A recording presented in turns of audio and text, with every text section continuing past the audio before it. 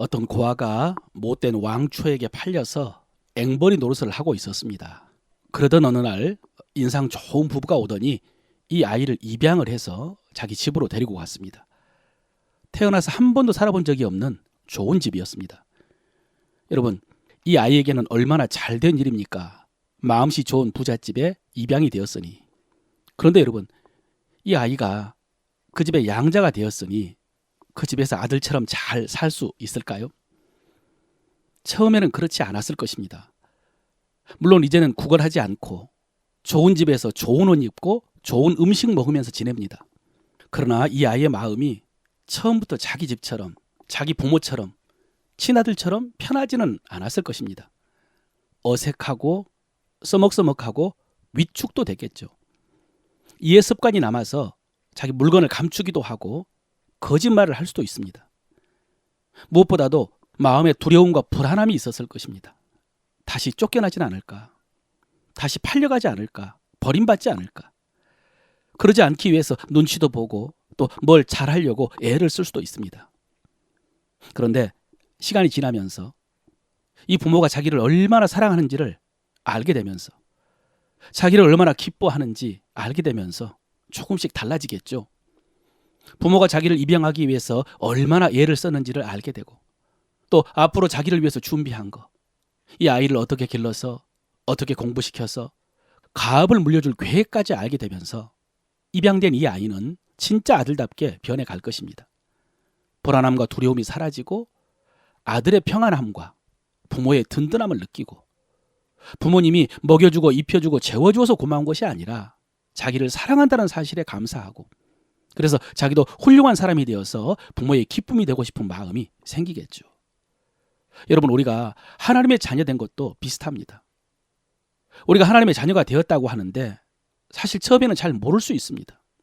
그래서 여전히 고아처럼 처음 입양된 이 아이처럼 어색하고 위축되고 두려울 수 있습니다. 그래서 바울이 지금 찬송하리로다 하면서 하나님이 우리를 자녀 삼아주신 그 은혜에 대해서 하나하나 가르쳐주고 있습니다. 방금 그 고아가 자신을 향한 부모의 사랑과 진심과 정성과 계획에 대해서 알아가는 것과 같습니다. 그래서 지난 주일에 하나님께서 창세 전에 우리를 택하여 자녀 삼아주셨다고 했습니다. 예정이죠. 여러분, 이 예정은 다른 사람들에게는 이해시키는 것이 어렵지만 그러나 그 예정을 힘입어서 하나님의 자녀가 된 성도들에게는 그렇게 든든한 진리가 없습니다. 여러분, 성경에서 이 예정의 예표가 리브가가 낳은 쌍둥이 에서와 야곱입니다. 이삭의 아내 리브가가 임신을 했는데 쌍둥이였습니다. 그런데 이 쌍둥이들이 태중에서 싸우는 것 같았습니다. 리브가가 깜짝 놀라서 하나님께 물었더니 하나님께서는 큰 자가 작은 자를 섬기리라 라고 하셨습니다. 에서의 후손이 야곱의 후손을 섬길 것이라는 말씀이었습니다. 이게 무슨 의미냐? 바울이 신약의 성도들에게 주신 교훈입니다. 로마서 9장 11절 이하여 그 자식들이 아직 나지도 아니하고 무슨 선이나 악을 행하지 아니한 때에 택하심을 따라 되는 하나님의 뜻이 행위로 말미암지 않고 오직 부르시는 이로 말미암아 서게 하려 하사 리브가에게 이르시되 큰 자가 어린 자를 섬기리라 하셨나니. 여러분, 여기서 핵심 말씀은 그 자식들이 아직 나지도 아니하고 그래서 선이나 악을 행하지 아니한 때에 이 말씀입니다. 여러분, 야곱의 후손이 이스라엘이 되고 하나님의 백성이 된 것은 야곱의 행위로 말미암은 것이 아니라는 말씀입니다. 태중에 있을 때 이미 말씀하셨습니다. 그래서 그들의 행위가 아니라 하나님의 택하심, 예정이었다는 것이죠. 여러분, 이것이 예정의 의미입니다. 우리가 하나님의 자녀된 것도 똑같습니다. 5절에 보면요, 하나님께서 우리를 그 기쁘신 뜻대로 예정하셨다고 했습니다. 9절에도 그의 기뻐하심을 따라 예정하신 것이 그랬습니다. 여러분, 우리가 행위로 하나님을 기쁘게 한 것이 아닙니다. 그렇게 해서 자녀된 것이 아닙니다. 하나님께서 기뻐하사 자기 뜻대로 우리를 택하여 자녀 삼아 주셨습니다. 그러므로 여러분, 우리의 믿음의 결국도 우리의 행위나 우리의 의지에 달려있는 것이 아닙니다. 우리의 부족함이나 연약함이 걸림돌이 되지 않습니다. 왜냐하면 우리의 자녀됨의 결국은 하나님의 뜻과 하나님의 능력에 달려있기 때문입니다. 그래서 우리가 하나님을 섬기다가 중간에 고난당할 수도 있습니다. 여러 가지 일을 당할 수 있습니다. 그러나 이 모든 일에 우리를 사랑하시는 이로 말미암아 우리가 넉넉히 이기느니라 그랬습니다. 이 모든 일, 그야말로 모든 일입니다. 그 모든 어려움과 위협 가운데서 우리가 어떻게 넉넉히 이긴다고요? 우리를 사랑하시는 이로 말미암아, 우리를 택하여 자녀 삼아 주신 이로 말미암아 우리가 넉넉히 이깁니다. 여러분, 이것이 우리의 자녀됨입니다. 그러니 찬송하리로다, 이게 맞겠죠. 두 번째로 바울은 하나님께서 우리를 그리스도 안에서 자녀 삼아 주셨다라고 했습니다. 하나님의 독생자가 십자가에 달려 우리의 죄값을 치르셨다고. 이게 놀라운 은혜라고 했죠. 이 부분에 대해서는 지난 주일에 자세히 말씀을 드렸습니다. 여러분, 아까 그 고아가 이런 사실을 알게 되었다고 생각을 해보십시오. 부모의 진심을 알고 사랑을 확신하고 그래서 자신을 가치 있게 여기지 않겠습니까? 우리도 마찬가지입니다. 오늘도 바울은 우리의 자녀됨에 대해서 또 한 가지를 가르쳐 줍니다. 8절 9절입니다. 이는 그가 모든 지혜와 청명을 우리에게 넘치게 하사 그 뜻의 비밀을 우리에게 알리신 것이요 그의 기뻐하심을 따라 그리스도 안에서 때가 찬 경륜을 위하여 예정하신 것이니, 이 말씀입니다. 좀 단어들이 생소하고 어렵습니다. 지혜와 총명, 비밀, 경륜, 예정, 이런 단어들인데요. 여기서 핵심 말씀은 그의 뜻의 비밀이라는 말씀입니다. 여러분, 이 비밀이라는 단어가 헬라어로 미스테리온이라고 하는데, 미스터리라는 말이 여기서 나왔습니다. 신비, 불확실, 애매함, 수수께끼를 뜻하는 말입니다. 불가사의라고 합니다. 여러분, 고대 7대 불가사의, 그런 말 들어보셨을 것입니다. 현대의 불가사의도 많습니다. 이집트의 피라미드나 이스트섬의 모아이 석상이나 마추픽추 신전이나 나스카 라인, 이런 것들입니다. 여러분, 이집트의 피라미드를 보면요, 과연 2500년 전에 사람들이 이 피라미드를 어떻게 만들었을까? 도저히 이해가 되지 않습니다. 그 옛날 인간의 능력으로 만들었다고는 믿어지지 않는 그 거대한 구조물을 보고 이해가 되지 않기 때문에 미스터리라고요. 그래서 그 방법을 연구하고 찾아보고 알아보다가 안 되면 이렇게 말하죠. 외계인이 만들었다. 이렇게 음모론이 나오기도 합니다. 또 이런 신비하고 난해한 문제를 추적하고 해결하는 과정을 담은 문학 장르를 미스테리물이라고 합니다. 예전엔 다큐멘터리 형태로 만들었는데 지금은 영화로도 제작이 되고 요즘에는 예능 형태로도 만들어지죠. 여러분, 이런 미스테리물 좋아하십니까? 프로그램? 그런데 사실 이런 것은 영적으로 좋지 않습니다. 이런 것들의 결론은 잘 모른다는 거, 신비롭다고 하는 건데, 그런데 그것들이 사람들을 하나님께로 인도하지는 않습니다. 그래서 보지 않는 것이 좋습니다. 대신 우리는 성경이 말씀하시는 미스터리에 대해서는 관심을 가져야죠. 이런 비밀에는 관심을 가져야 됩니다. 오늘 본문이 이에 대한 말씀입니다. 오늘 설교 제목이 뭡니까? 미스터리 극장, 하나님의 비밀이죠. 지금 시작하겠습니다. 여러분, 지금 인류에게 가장 큰 난제는 뭘까요? 해결해야 되는데 해결하기 어려운 문제가 뭘까요? 환경오염, 기후위기, 민족 분쟁, 사회적 갈등, 빈부격차, 범죄, 이런 문제가 큰 숙제겠죠. 그러니까 아까 피라미드, 모아이 석상, 마추픽추, 이런 게 신비하긴 하지만은 실제적으로 풀어야 될 문제는 이런 것들입니다. 그런가 하면 개인에게도 우선적으로 해결해야 될 문제들이 많습니다. 우리 자녀들의 진학, 취업, 결혼, 재테크, 유아, 노후, 건강, 이런 문제들이 있죠. 그런데 여러분, 인류적으로도 그렇고 개인적으로도 그렇고 가장 큰 문제는 죄 문제입니다. 내 죄를 어떻게 해결해야 되나? 죽은 후에 나는 어떻게 될까? 어떻게 지옥에 가지 않을 수 있을까? 이런 문제입니다. 여러분, 아까 살펴본 그 인류의 문제들도 결국 죄의 결과인데요. 온 세상에 가득한 죄악들 어떻게 해결해야 되나? 이것이 가장 큰 숙제입니다. 여러분, 성경에 보면 하나님이 계십니다. 하나님께서 온 세상 만드셨고 하나님께서 인간을 만드셨습니다. 그런데 하나님께서 만드시고 보시기에 좋았던 세상이 이렇게 엉망진창이 되어버렸습니다.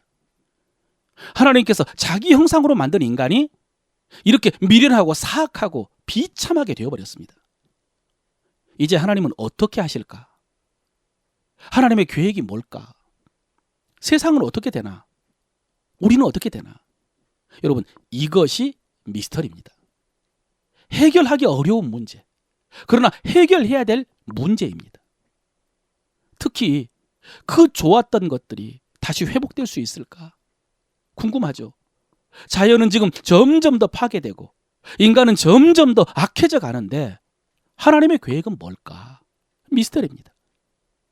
여러분, 하나님에게 계획이 있을까요?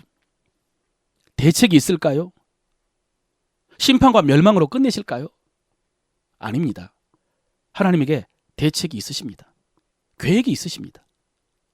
그런데 그 하나님의 계획을 인간이 알 수 있느냐? 그게 오늘 주제입니다. 골로새서 1장 26절입니다. 이 비밀은 만세와 만대로부터 감추어졌던 것인데 이제는 그의 성도들에게 나타났고 그랬고요. 고린도전서 2장 7절입니다. 오직 은밀한 가운데 있는 하나님의 지혜를 말하는 것으로서 곧 감춰졌던 것인데 하나님이 우리 영광을 위하여 만세 전에 미리 정하신 것이라. 에베소 3장 9절입니다. 영원부터 만물을 창조하신 하나님 속에 감춰졌던 비밀의 경륜이 어떠한 것을 드러내게 하려 하심이라. 공통적인 말씀이 뭡니까? 감춰졌었다는 것입니다. 만세와 만대로부터 영세로부터 감춰졌던 것이라고. 은밀한 가운데 있는 것이라고. 여러분, 이것이 미스테리온입니다. 비밀이죠.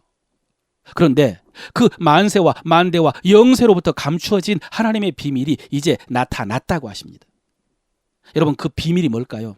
하나님의 대책, 하나님의 계획, 그게 뭘까요? 예수 그리스도죠. 우리가 알고 있는 그리스도 예수 안에 있는 그 복음입니다. 이게 하나님의 대책입니다. 하나님의 비밀입니다.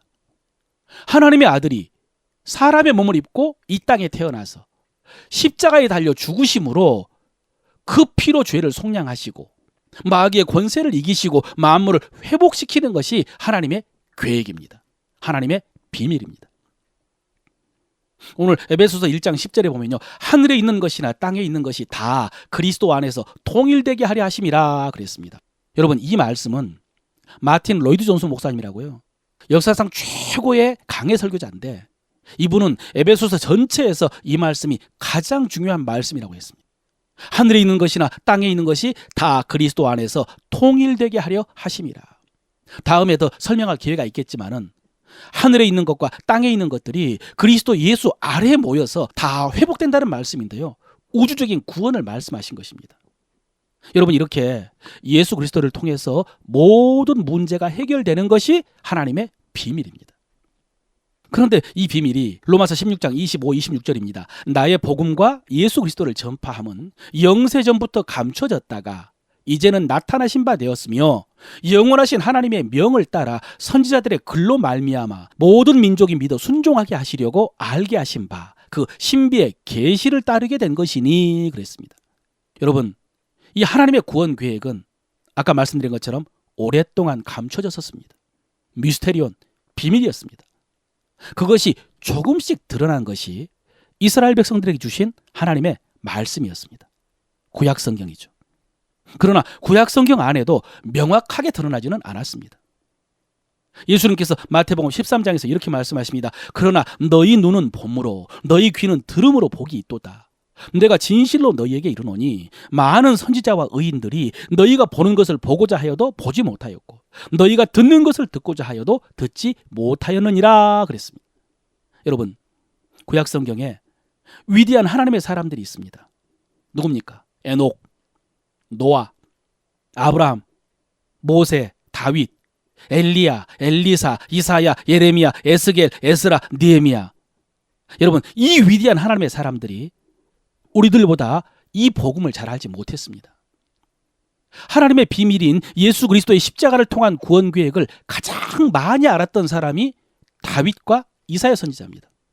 시편과 이사야서에 많이 예언되어 있습니다. 여러분, 그들이 성령이 충만해가지고 성령의 감동을 받아 기록은 했고 증거는 했지만 잘 몰랐습니다. 희미하게 어렴풋이 알았습니다. 여러분 생각을 해보십시오. 하나님께서 자기 형상으로 만드신 인간이 범죄함으로 마귀의 종이 되어버렸고요. 하나님이 만드시고 보시기에 좋았다고 하셨던 세상이 이렇게 엉망진창이 되어버렸습니다. 이런 인간의 죄를 사하시고 만물을 회복시키기 위해서 하나님의 아들이 사람이 돼요? 하나님의 아들이 죄인처럼 인류의 모든 죄를 짊어지고 십자가의 저주를 받아요? 이런 생각을 누가 할 수 있습니까? 여러분 이런 일을 들어본 적이 있습니까? 누가 상상이나 할 수 있겠습니까? 아무도 할 수 없습니다. 인간이 생각할 수 있는 방법이 뭘까요? 자기 죄 문제를 해결하기 위한, 인류의 문제를 해결하기 위해서 인간이 생각할 수 있는 방법이 뭘까요? 선행 정도입니다. 선행. 착하게 살려고. 도덕, 윤리, 교육, 학문, 가르침 이런 것들을 통해서 자기의 문제를 해결하려고 합니다. 종교도 방법이 있죠. 종교 생활, 율법, 제사, 인신공양이라는 것도 있습니다. 사람을 제물로 바치는 것. 이 정도까지 생각하고 시도할 수 있습니다. 그러나 이 모든 시도에 대해서 성경은 이렇게 말씀하십니다. 기록된 바 의인은 없나니 하나도 없으며 깨닫는 자도 없고 하나님을 찾는 자도 없고 다 치우쳐 함께 무익하게 되고 선을 행하는 자가 없나니 하나도 없도다. 예, 죄에 빠져서 하나님을 찾지도 않고요. 찾는다고 하지만 하나님께 나아갈 능력도 없고 하나님의 뜻을 알 수 있는 지혜도 없고 그저 하나님의 사람들만 희미하게 알았습니다. 그런데 여러분, 지금 우리는 하나님의 자녀가 되었습니다. 죄사함 받고 의롭다 하심 받고 구원받고 자녀가 되었습니다. 천국을 소망하고 있습니다. 지옥 갈 걱정하지 않습니다. 어떻게 이렇게 되었다고요? 먼저 하나님께서 택하셔서 예정. 두 번째, 예수 그리스도의 십자가 속량을 통해서. 그리고 오늘 세 번째, 8절 9절입니다. 이는 그가 모든 지혜와 총명을 우리에게 넘치게 하사 그 뜻의 비밀을 우리에게 알리신 것이요. 어떻게 우리가 이렇게 되었다고요? 이는 그가 모든 지혜와 총명을 우리에게 넘치게 하사 그 뜻의 비밀을 우리에게 알리신 것이요. 예, 여러분 이것이 지금 본문의 흐름이고 내용입니다. 여러분 우리가 죄사함 받은 것, 하나님의 자녀된 것이 다 놀라운 은혜지만은 이 하나님의 비밀인 복음을 알게 된 것도 놀라운 은혜입니다. 이거 장난 아닙니다. 만세 전에 감추었던 하나님의 비밀이었고요. 그리스도 안에서 때가 찬 경륜을 위하여 예정하신 것이니 그랬거든요. 그리스도께서 그 계획에 딱 맞게 오셔서 성취하신 하나님의 비밀이었고요. 그리고 이 모든 지혜와 총명을 우리에게 넘치게 하사 그 비밀을 우리에게 알리셨고, 그래서 우리가 이 엄청난 미스터리를 알고 깨닫고 믿고 하나님의 자녀가 된 것입니다. 그러니 여러분 찬송하리로다. 아멘입니까? 예, 오늘 미스터리 극장 하나님의 비밀편 1편을 여기서 마무리합니다. 여러분 오늘 우리는 본문에 나오는 그 비밀, 미스테리온이라는 단어를 중심으로 말씀을 들었는데, 이 미스테리와 비슷한 단어로 시크릿이라는 단어가 있습니다. 역시 비밀이라는 뜻입니다. 이 시크릿은 몇몇 사람들만 알고 있는 비밀이라는 의미에서요, 하나님의 비밀, 미스테리가 우리에게 알려진 지금 오히려 더 어울리는 단어인 것 같습니다. 이제는 문제가 아니고 우리가 알고 있는 비밀이거든요. 여러분 몇 년 전에 이 시크릿이라는 제목의 책이 발간돼 가지고 많은 사람들이 읽었습니다. 그 책의 표지에 보면 부제가 이렇게 쓰여 있었습니다. 수세기 동안 단 1%만 알았던 부와 성공의 비밀. 이것이 시크릿이라는 것입니다. 이 책에서는 그것을 끌어당김의 법칙이라고 했습니다. 이게 뭐냐? 내가 원하는 것을 계속 생각하고 품고 있으면 결국 그것이 나에게 끌려온다는 것입니다. 그러니 항상 긍정적인 생각을 하라고. 당신이 원하는 것을 마음에 품고 그것이 이루어질 것을 기대하라고, 믿으라고. 그러면 이루어진다고. 인류 역사 속에서 이 비밀을 알았던 사람들이 결국 부자가 되고 성공하는 삶을 살았다고 합니다.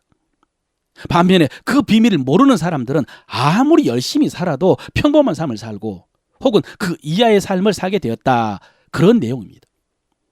여러분 어떻습니까? 그럴듯합니까? 그럴듯하니까 전 세계 수천만 명의 사람들이 이 책을 사서 읽었겠죠. 반대로 이런 주장이 제기되면요, 이거 비판하는 사람들도 많습니다. 여러분 저는 이 책에서 말하는 이 긍정과 성공의 원리를 완전히 부정하고 싶지 않습니다. 긍정적인 마음은 분명히 우리 삶에 유익이 있습니다. 저는 여러분이 할 수 있는 대로 긍정적인 마음 갖기를 바랍니다. 그런데 여러분, 이런 방법, 이런 원리를 통해서 얻은 복, 성공은 이 세상에서 끝나는 복입니다. 인간은 하나님의 형상대로 지음을 받은 특별한 존재이고, 이 세상에는 하나님께서 우주를 운행하시는 원리가 있기 때문에 사람들이 연구하고 알아보고 노력하고 실천을 하면요, 그들이 원하는 것을 얻을 수 있습니다. 성취할 수 있습니다. 그런데 여러분, 이것이 죄의 문제를 해결해 줄 수는 없습니다. 우리를 천국까지 이끌어 주지는 않습니다. 천국까지 끌어당길 수는 없습니다.